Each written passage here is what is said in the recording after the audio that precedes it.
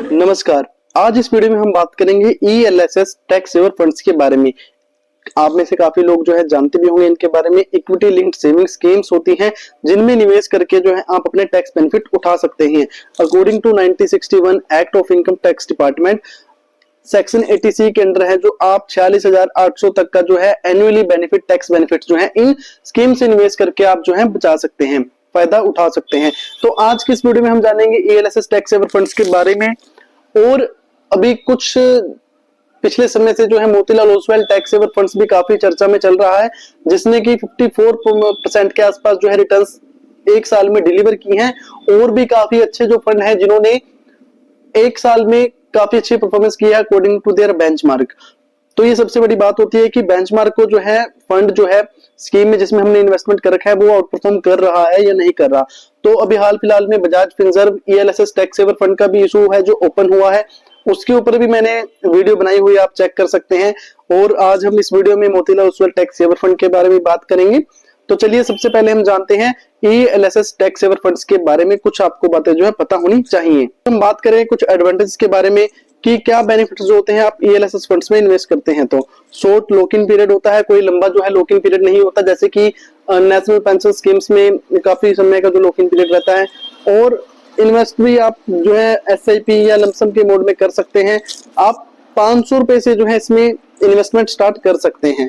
High return potential, majority investing जो रहती है वो रहती है इक्विटी, इसमें जो है यहाँ पर जो इन्वेस्टिंग रहती है फंड के पैसों की वो इक्विटीज में रहती है। तो हाई रिटर्न पोटेंशियल है जो यहाँ पर रहता है।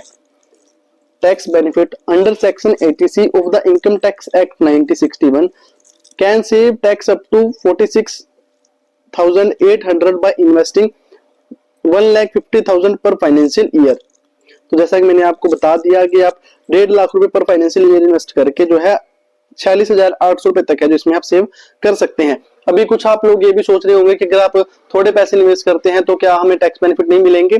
तो देखिए वो अलग अलग हिसाब होता है। अभी जैसे मैंने एनपीएस में जो है इन्वेस्टमेंट कर रखा है, पर मैंने उसमें सिर्फ जो है अभी 10,000 रुपए के आसपास ही इन्वेस्टमेंट कर रखा है। तो अगर मैं 50-60,000 रुपए उसमें इन्वेस्टमेंट करता हूँ तो मुझे वहां पर टैक्स बेनिफिट जो है मिल सकते हैं। तो आप एसआईपी के थ्रू भी जो है इसमें इन्वेस्टमेंट कर सकते हैं। और अभी कुछ काफी लोगों के मन में ये भी सवाल आ रहा होगा कि एसआईपी के थ्रू आप कैसे इन्वेस्टमेंट करेंगे। तो एसआईपी भी इसमें जो है सिंपली आप स्टार्ट कर सकते हैं comparing to another mutual funds. Expert management, जो मैनेजमेंट होती है फंड की एक्सपर्ट्स के द्वारा होती है। तो वो तो वैसे भी अनदर म्यूचुअल फंड जो होते हैं वो भी एक्सपर्ट ही मैनेज करते हैं उसको। तो किन टाइप के इन्वेस्टर्स के लिए ये फंड सुइटेबल रहते हैं।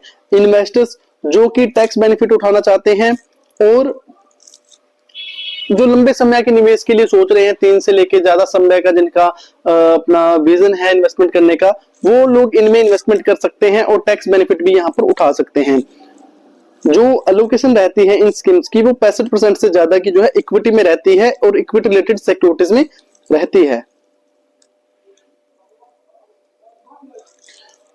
तो कौन जो है इस फंड्स में इन्वेस्टमेंट कर सकते हैं। वैसे तो देखिए कोई भी कर सकते हैं इन्वेस्टमेंट, बट फिर भी हम जो है जिन लोगों के लिए सुइटेबल है उनकी अगर हम बात करें, ELSS funds are suitable for any tax payer who is willing to invest in an equity oriented tax saving instruments.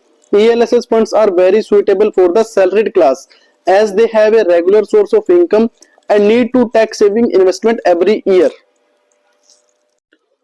तो अब हम बात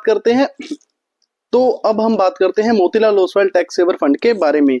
फंड की जो एनएवी है, नेट एसेट वैल्यू, जो कि 1 यूनिट की वैल्यू होती है। तो एनएवी है जो स्कीम की 62.69 पैसे as on 20 December 2024।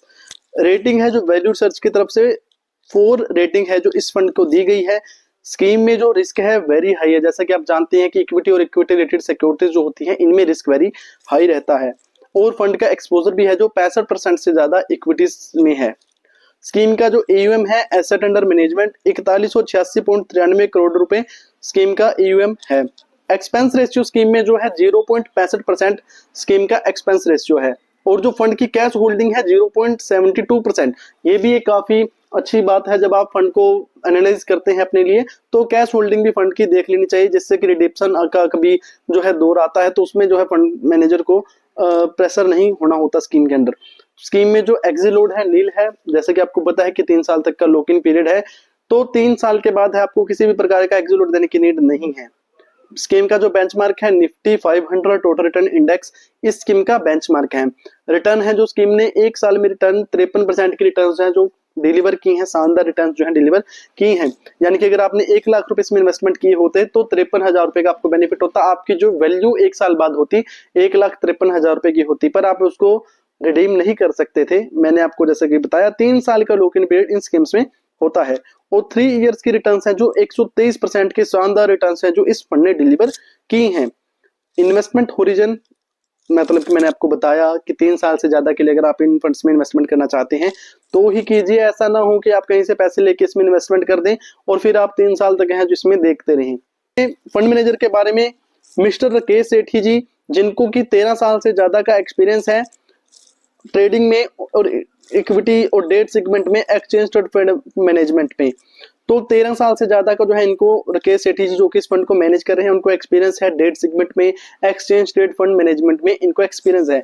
Corporate treasury and banking prior to joining Motilal Oswal Management Company Limited, he has worked with company engaged in capital market business wherein he was in charge of equity and debt ETFs।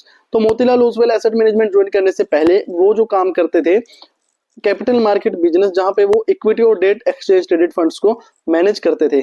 Customise indices and has also been part of product development. तो scheme के fund manager का भी आपको पता होना चाहिए, जब आप किसी स्कीम में मैनेज करते हैं उनके एक्सपीरियंस के बारे में आपको नॉलेज होनी चाहिए। और अगर हम बात करें अदर फंड्स के बारे में, उनके रिटर्न्स के बारे में, SBI long term equity fund जो कि ये भी एक टैक्स सेविंग फंड है, इस फंड ने एक साल में जो 33.86% की रिटर्न्स डिलीवर की हैं, 3 साल में 103.63% की रिटर्न्स है जो डिलीवर की हैं।